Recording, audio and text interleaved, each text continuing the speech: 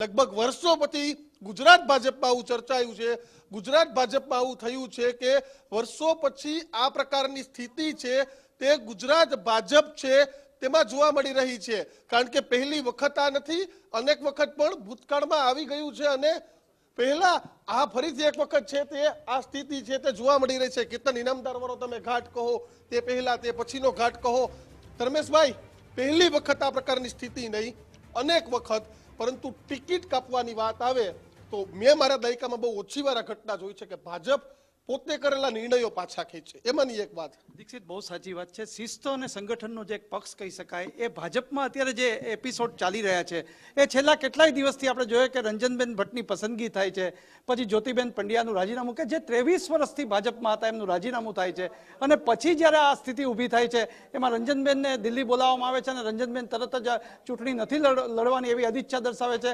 આ વખતે 26 તો હેટ્રિક છે જ, પરંતુ 5 લાખની લીડના લક્ષ્યાંક સાથે જે ભાજપ છેલ્લા 1 વર્ષથી મહેનત કરી રહી છે ત્યારે ઉમેદવારની પસંદગીમાં ગમે તે કારણોસર પાછી પાની થઈ રહી છે। હજુ હું તમને કહું છું કે વડોદરાની રાજનીતિના જે પડઘા છે એ સૌરાષ્ટ્ર અને ઉત્તર ગુજરાતમાં પડે એવી શક્યતા દર્શાવાઈ રહી છે, કારણ કે હજુ 4 બેઠકો બાકી છે।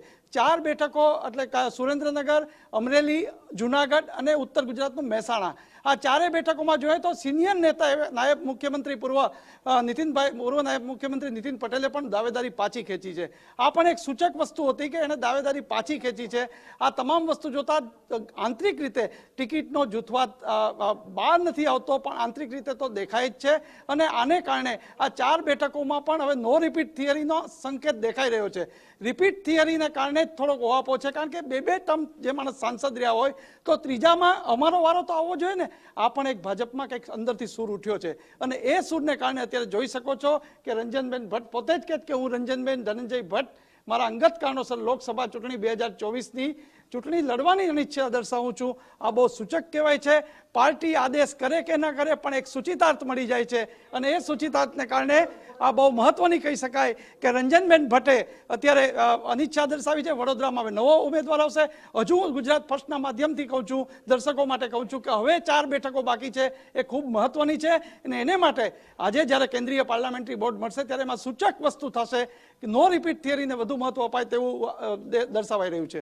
બિલકુલ, તો નો રિપીટ થિયરી, કારણ કે 4 બેઠક જોરદાર લોચા ચડેલી, મહેસાણા, અમરેલી, જુનાગઢ અને અને તેની સાથે જ સુરેન્દ્રનગર, આ 4 બેઠક પર ભાજપના ઉમેદવાર કોણ તેને લઈને જબરજસ્ત ચર્ચા, કારણ કે સીઈસીની બેઠક પહેલા આજે એક મોટો ઘટનાક્રમ છે તે સર્જાઈ ગયો છે।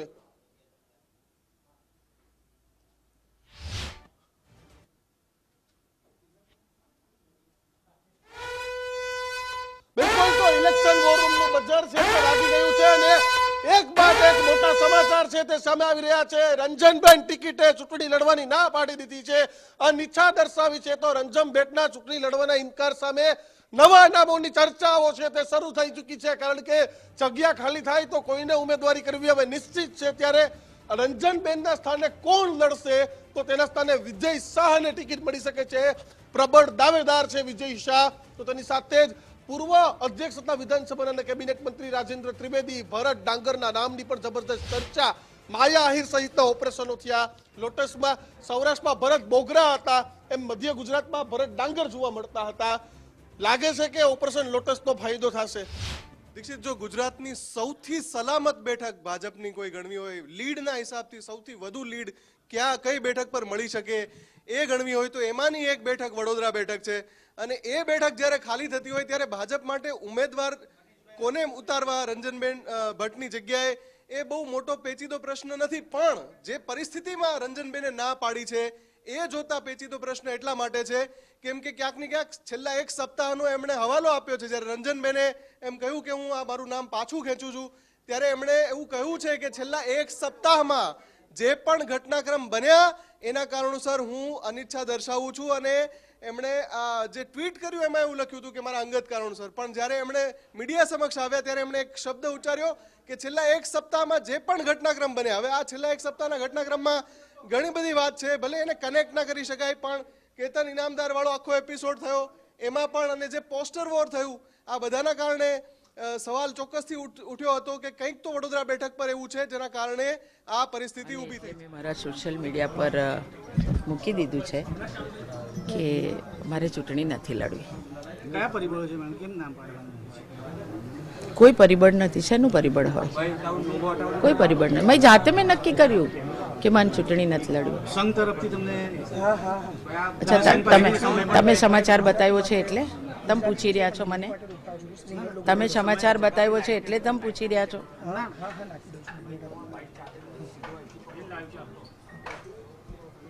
બેન, શું કારણ છે? અંગત કારણસર જે રાજીનામું આપ્યું અને એવું કયું પરિબળ હતું કે ખરેખર મજબૂર થવું પડે? મને પોતાને એવું લાગ્યું કે મારે મારી જાતે ચૂંટણી નહીં લડવી જોઈએ. ભારતીય જનતા પાર્ટીએ મને 2 ટર્મ સાંસદ બનાવી, 3જી વખત પણ ટિકિટ આપી, પરંતુ મને એમ થયું કે છેલ્લા 10 દિવસથી જે રીતનું ખોટી રીતે જે બદનામી કરવામાં આવે એ બદનામી ના કરતા મારે ચૂંટણી નહીં લડવી જોઈએ. બેન, જે ભારતીય જનતા પાર્ટીનો જુદો ક્યાંક એનાથી ડર કોઈ આક્ષેપ એનાથી એવું કંઈક કે બેનરો જે બેનર લગાવ્યા છે કોંગ્રેસના પ્રમુખ અને બીજાના નામ આવી રહ્યા છે, પોલીસ તપાસ કરી રહી છે અને મારી સરકાર, મારા મુખ્યમંત્રી પર મને વિશ્વાસ છે કે છેડો ક્યાંથી છે એ શોધશે જ. પરંતુ મને એમ થયું કે ચૂંટણી નથી લડવી અને એટલે મેં આજે સવારમાં મારા સોશિયલ મીડિયા પર મેં લખી દીધું. સવારમાં પૂજા કરી, અવધૂતજીની પ્રાર્થના કરી અને હું આ નિર્ણય લઉં છું એવું મારા અવધૂતને મેં કહી દીધું અને મેં ચૂંટણી નહીં લડવું નક્કી કર્યું. પોતાની સાથે લોકોમાં પણ ઉત્સાહ હતો, લોકો પણ ઉત્સાહી હતા, કારણ કે તમે છેલ્લા 10 વર્ષથી ફરજ બજાવો છો, 3જી વખત રિપીટ કરવામાં આવે. કાર્યકરોને હવે શું જોવામાં આવશે? કારણ કે તમે જુઓ કે મારી નામની ઘોષણા થઈ અને મારા 7 ધારાસભ્યો, મારો બૂથ લેવલનો કાર્યકર્તા, અમે વિધાનસભા વાઇઝ અમે સંમેલનો કર્યા. મારું સ્વાગત થયું. ગઈકાલે છેલ્લું માજલપુર વિધાનસભાનું થયું.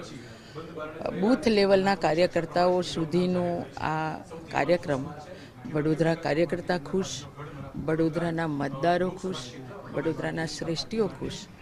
પરંતુ મને એમ થયું કે નથી લડવું અને મેં સામે ચાલીને અમારા સોશિયલ મીડિયા પર મેં લખી દીધું. ન તો મારી પાર્ટીની સૂચના છે, નથી મેં કોઈ સાથે વાત કરી. હા, ભરતભાઈ શાહ સવારમાં આવ્યા હતા અને અમારે પદમલા મારા શ્રી આવ્યા છે એટલે દર્શન કરવા જવાનું હતું અને ભરતભાઈને મેં એવું કીધું કે મારી આજે ઈચ્છા નથી, હું ભગવાન પાસે બેઠી અને મને એમ થયું કે ચૂંટણી નથી લડવી અને એટલે મેં મારી જાતે આ નિર્ણય લીધો. ભરતભાઈએ મને ના પણ પાડી કે તમે મન શાંત રાખો, તમે પાર્ટી સાથે વાત કરીએ. મેં એવું કીધું કે ના, પાર્ટી તો મને આપી જ છે ને, પાર્ટી ક્યાં ના પાડે છે, પણ મારે નથી લડવી અને એટલે મેં અમારી જાતે ઈચ્છાથી. મોવડી મંડળ કહેશે તો નિર્ણયમાં ફેરબદલ કરશો ખરા? ના, બિલકુલ નહીં. મારી મોવડી મંડળે તો મને ટિકિટ આપી જ છે એટલે મોવડી મંડળને મને પાછું કહેવું એવું કોઈ જરૂર જ નથી. મોવડી મંડળે તો મને 3જી વખત આપી, પણ હું મોવડી મંડળને એવું કહું છું કે વડોદરાની સેવા કરવાની બીજા કોઈને તક આપજો. હવે કઈ રીતે સેવા કરશો? બિલકુલ, ભારતીય જનતા પાર્ટીના હજારો કાર્યકર્તા છે અને હું પણ ભારતીય જનતા પાર્ટીની કાર્યકર્તા તરીકે મારા મોદીજી 10 વર્ષ મને વડોદરાનું સાંસદ તરીકેનું જવાબદારી આપી, સેવા મેં કરી. તો કાર્યકર્તા તરીકે તો કામ કરવાનું હોય ને. કેટલા બધા કાર્યકર્તા છે, બધાને તો કોઈ પદ નથી મળતું, છતાં કાર્યકર્તા કામ કરે. તો મને તો આપી છે જવાબદારી. તો વિકસિત ભારતનું મારા પ્રધાનમંત્રીશ્રીનું સ્વપ્ન છે, તો એમાં એક સ્ટ્રોંગ મહિલા કાર્યકર્તા તરીકે હું કામ કરીશ. દીકરા ઉમેદવાર કોણ હોય એ રંજનબેન.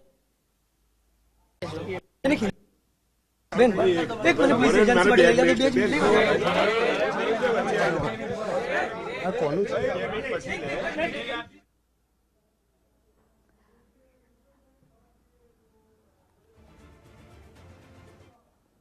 ભાર પીડા દેખાઈ રહી હતી, કેમ કે તેઓ કહી રહ્યા હતા કે તમે કહ્યું હતું એટલે મારે એવું કહેવાનું, અને જે પણ એ પ્રતિક્રિયા આપી રહ્યા હતા એમાં સ્પષ્ટ વાંચી શકાતું હતું એમના ચહેરા પર કે એક પીડામાં છે તેઓ, અને એ પીડા સાથે તેઓ આ આખું મીડિયા સમક્ષ નિવેદન આપી રહ્યા છે. એટલે વડોદરા બેઠકથી રંજનબેન ભટ્ટે ના પાડી દીધી, ત્યારે હવે 3 નામ છે જે ચર્ચામાં છે. વિજય શાહનું નામ છે, રાજેન્દ્ર ત્રિવેદીનું નામ છે અને ભરત ડાંગરનું નામ છે.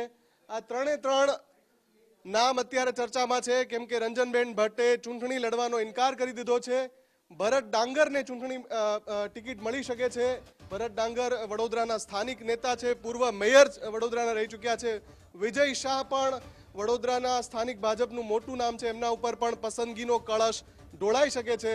અને ત્રીજું નામ જેમની શક્યતા સૌથી વધારે એટલે જ હોય છે કે બ્રાહ્મણ ચહેરો છે ભાજપનો અને વિધાનસભાના અધ્યક્ષ રહી ચૂક્યા છે રાજેન્દ્ર ત્રિવેદી.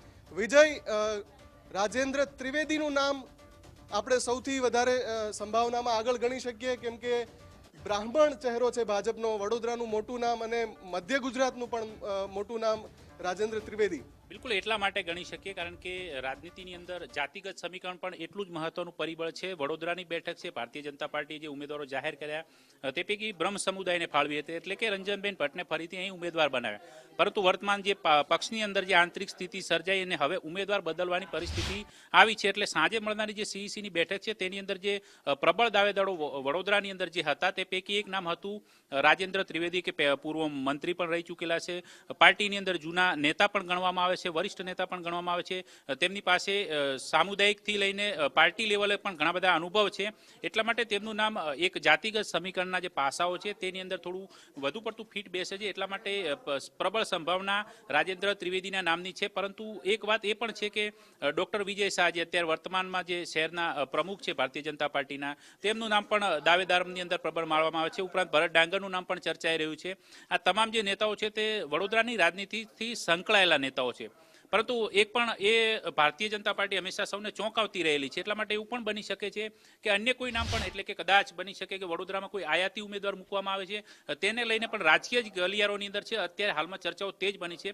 જોકે જાતિગત સોગઠા ફીટ કરવામાં ભારતીય જનતા પાર્ટી રાજેન્દ્ર ત્રિવેદી ઉપર પસંદગીનો કળશ ઢોળે તો નવાઈ નહીં. પરંતુ સૌથી બાબત મહત્વની એ પણ છે કે વડોદરામાં જે આ જૂથવાદ છે ભારતીય જનતા પાર્ટીનો, એના કારણે અત્યારે ઉમેદવાર બદલવાની પરિસ્થિતિ પેદા થઈ. તો હવે આ જૂથવાદને ખાળી શકે તેવા સર્વમાન્ય ઉમેદવાર આપવા એ પણ ભારતીય જનતા પાર્ટી માટે ઘણું મહત્વનું બની રહેશે.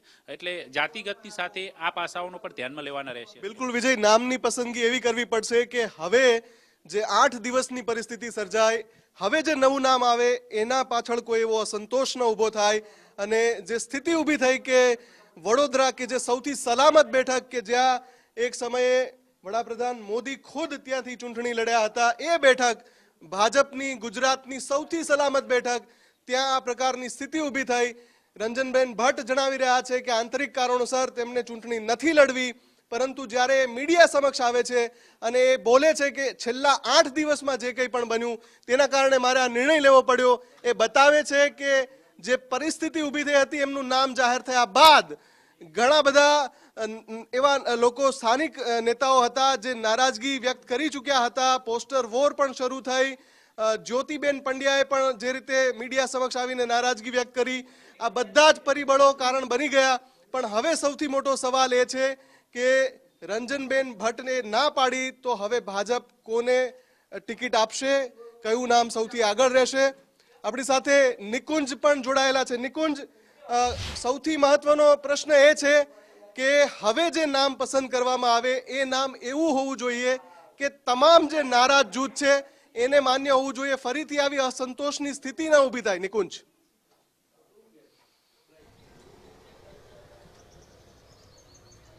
જી જરૂરથી.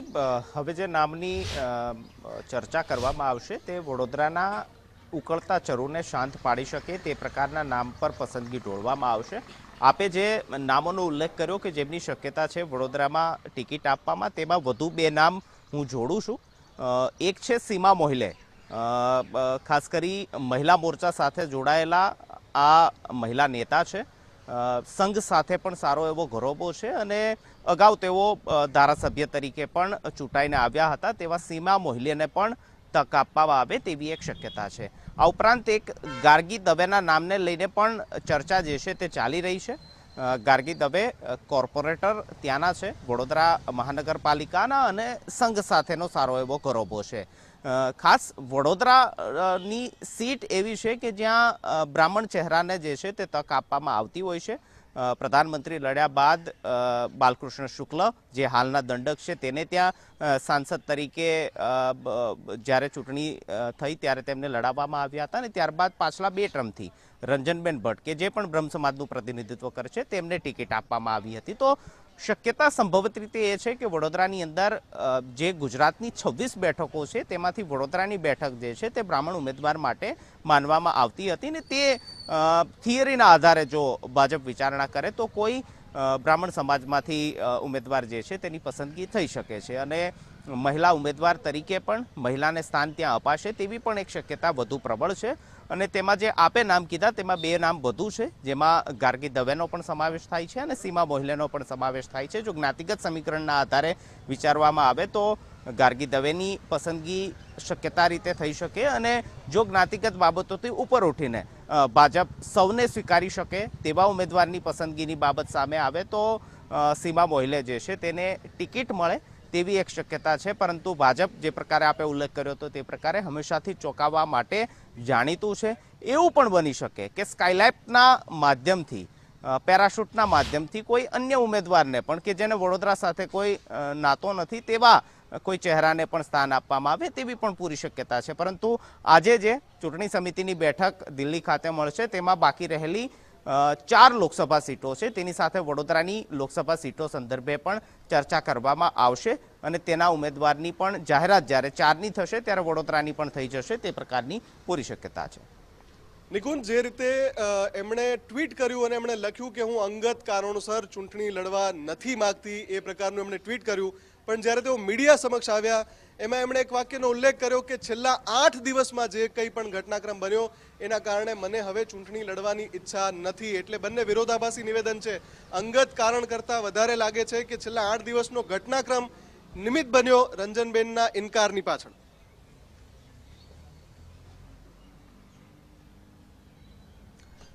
મુફદ્દલ, રાજકારણની અંદર જે પણ વ્યક્તિ આવતા હોય છે તેને ચૂંટણી લડવાની ઈચ્છા ન હોય તે બાબત માનવું 100% અયોગ્ય છે. કારણ કે રાજનીતિ જે છે તે મહેચ્છા સાથે જોડાયેલી હોય છે, અને દરેક નાના કાર્યકરને પણ એ ઈચ્છા, એ અપેક્ષા અને એ સ્વપ્ન હોય છે કે પોતે ચૂંટણી લડે, અને એક વખત લડ્યા બાદ તો એ અપેક્ષા વધી જતી હોય છે, એ ઈચ્છા વધી જતી હોય છે. કારણ કે સાંસદ તરીકેનો એ રૂવાબ, એ સ્વાદ જે છે તે સવે ચાખ્યો હોય છે, અને તેના કારણે ટિકિટ માટેની આ સમગ્ર રમખાણ જે છે તે થતું હોય છે. જે નારાજગી પણ થઈ તે પણ ટિકિટ કોઈને ન મળી, અન્યને મળી ગઈ તેના માટેની હતી. જે પોસ્ટરો લાગ્યા તે પણ ટિકિટ પોતાને ન મળી, અન્યને મળી તે માટેની હતી. અને જરૂરથી જે પ્રકારની તેમને અનિશ્ચિતતા બતાવી છે તે પોતાની અંતરાત્માનો અવાજ નથી તે બાબત સ્પષ્ટ છે. કારણ કે આ અંતરાત્માનો અવાજ જ્યારે ટિકિટ માટેનું ડિક્લેરેશન થતું હતું ત્યારે પણ થવો જોઈતો હતો, પરંતુ સ્વાભાવિક છે જે પાછલો ઘટનાક્રમ થયો તેના કારણે પણ પાર્ટી હાઈકમાન્ડને એ પ્રકારના દિશા નિર્દેશ મળી શક્યા હોઈ શકે કે ત્યાં ભાજપનો વિરોધ નથી, પરંતુ વ્યક્તિ વિશેષનો વિરોધ છે. અને વડોદરાનું રાજકારણ જે છે તે આ પ્રકારના વિરોધના વંટોળ માટે હંમેશાથી જ જાણીતું છે, અને તબક્કાવાર આ પ્રકારે વડોદરામાંથી વિરોધનો વંટોળ જે છે તે ઉઠતો હોય છે, અને તેને કોઈક ને કોઈક રીતે ભાજપ હંમેશા શાંત પાડતું હોય છે. નવા ચહેરાને સ્થાન આપવામાં આવશે, અને તેના કારણે જે વિરોધ વ્યક્તિ વિશેષનો હતો તે શમી જશે, અને પાર્ટી સાથે જોડાયેલા નેતાઓ, વોટરો અને કાર્યકર્તાઓ જે છે તે પાર્ટી સાથે જોડાયેલા જ રહેશે. અને તે જ મૂળ છે. યા તો રંજનબેનને ખ્યાલ આવી ગયો હોઈ શકે કે પોતાની ટિકિટ પાછી લઈ લેવામાં આવશે, અથવા તો હાઈકમાન્ડ તરફથી, પાર્ટી તરફથી પણ રંજનબેનને કહેવામાં આવી શક્યું હોઈ શકે કે આજે થનારી ચૂંટણી સમિતિની બેઠકમાં વડોદરાના નવા ચહેરા સંદર્ભે ચર્ચા થવાની છે, અને જેના કારણે પોતે જ ચૂંટણી ન લડવાની ઈચ્છા વ્યક્ત કરી શકે, અને જેના કારણે એ મેસેજ ન જાય કે ઉમેદવારને જાહેર કર્યા હતા તેમની ટિકિટ પાછી ખેંચીને ત્યાં ઉમેદવારને ડિક્લેર કરવામાં આવ્યા. તો અંતરાત્માનો અવાજ જે છે તે રાજકારણમાં હોય તે બાબત માનવા યોગ્ય નથી. જરૂરથી જે પ્રકારની સ્થાનિક રાજકારણની પરિસ્થિતિ અને જે પ્રકારના વિરોધના વંટોળ જોવા મળ્યા હતા, જ્યોતિબેન પંડ્યા સૌથી પહેલાં નારાજ થયા, ખુલીને સામે આવ્યા, ત્યારબાદ પોસ્ટરો લાગ્યા.